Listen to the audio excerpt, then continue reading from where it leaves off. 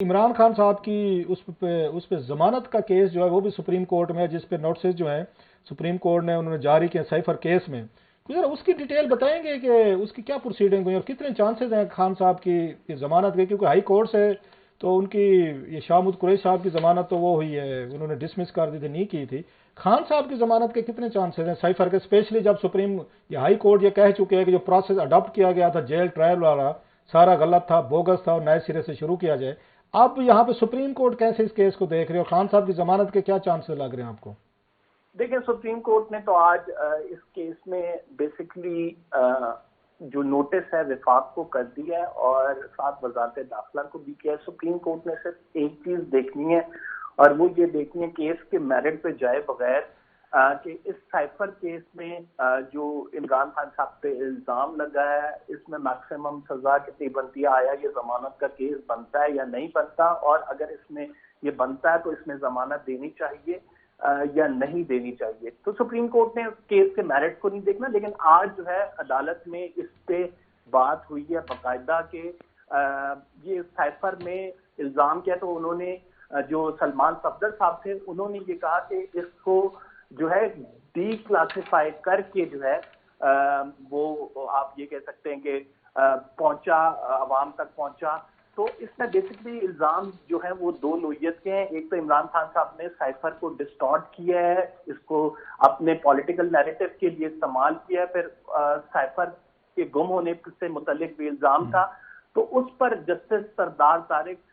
मसूद साहब ने एक ऑब्जर्वेशन भी दी और वो ऑब्जर्वेशन ये थी कि आपने ये जो एरड पे हाई कोर्ट से फैसला लिया है ये बेसिकली आपके लिए नुकसानदेह साबित होगा। उसकी वजूहात ये हैं कि जो सुकुम जो प्रोसिक्यूशन के ने किए थे वो अब उनके सामने आ गए, अब दोबारा से रीट्रायल होगा, वो उनको दुरुस्त कर लेंगे और आपके खिलाफ ही ये फैसला जाएगा। लेकिन यहाँ पे दूसरी एक और चीज है कि हाई कोर्ट के ही फैसले में इसको डिसाइड कर दिया गया कि ये ट्रायल जो है अब ओपन होगा, यानी यहाँ पे सहाफियों को भी इजाजत होगी, यहाँ पे बेशक जेल में हो लेकिन सहाफियों को भी इजाजत होगी और आम ऑब्जर्वर को भी इजाजत होगी, जो कि जज साहब ने तहरीर की है। जज साहब ने आज ये बाकायदा ऑब्जर्वेशन भी दी है और इसके साथ फिर उन्होंने इस वाली दरखास्त पर नोटिस कर दिया। अगर देखा जाए मेरिट्स पे देखा जाए, जो कानून के मुताबिक केसेस होते हैं, आम आदमी के केसेस देखा जाए तो जमानत इस पे बनती है। और सुप्रीम कोर्ट में जिस तरह के आजादाना जजेस मौजूद हैं तो ये मुतवक्की है कि इसमें इमरान खान साहब को जमानत हो जाएगी। अच्छा, आपने, मैं इसमें पढ़ रहा हूँ ज़रा ये हेडर्स में कि जस्टिस सरदार ये तारिक साहब के हवाले से कोर्ट है कि उन्होंने कहा कि जनाब कि आप अगर मुकदमात को सियासी तौर पर चलाएंगे तो यही कुछ होगा। उन्होंने उनके वकीलों को कहा है खान साहब के कि आप उसके मेरिट पे जाने की बजाय अदालतों में जो दलाइल देते हैं आप उसको सियासी केस बना रहे हैं, तो फिर तो यही कुछ होगा। तो ये बात हुई वहाँ पे कि अदालत समझती है कि केसेस को ये कानूनी या मेरिट पे जाने की बजाय उनके वकील जो हैं या उनके हामी जो हैं इसको सियासी रंग दे रहे हैं। जी बिल्कुल, ये अदालत में बात हुई थी और अदालत में जब ये बात हुई थी तो पूछा गया कि शरीक मुल्जिमान का तयन हुआ है, तो इस पर वकील सफाई ने कहा था कि असद उमर को छोड़ दिया गया और आजम खान को मुल्जिम से इस दरखास्त का गवाह बना दिया गया। और फिर ये भी बात सामने आई कि आजम खान के घर वालों ने एक FIR दी कि उनको अगवा कर लिया गया है। फिर अचानक हैरानकुन तौर पर आजम खान साहब मंजर आम पर आते हैं और खान साहब के खिलाफ, इमरान खान के खिलाफ यानी 164 का बयान आ जाता है। और इस पर जस्टिस तारिक ने कहा देखें ना, फिर सच ऐसे सामने आता है। और फिर साथ ये ऑब्जर्वेशन भी दी। तो पॉलिटिकली जस्टिस सरदार तारिक ने कहा कि अगर आप पॉलिटिकली केसेस को चलाएंगे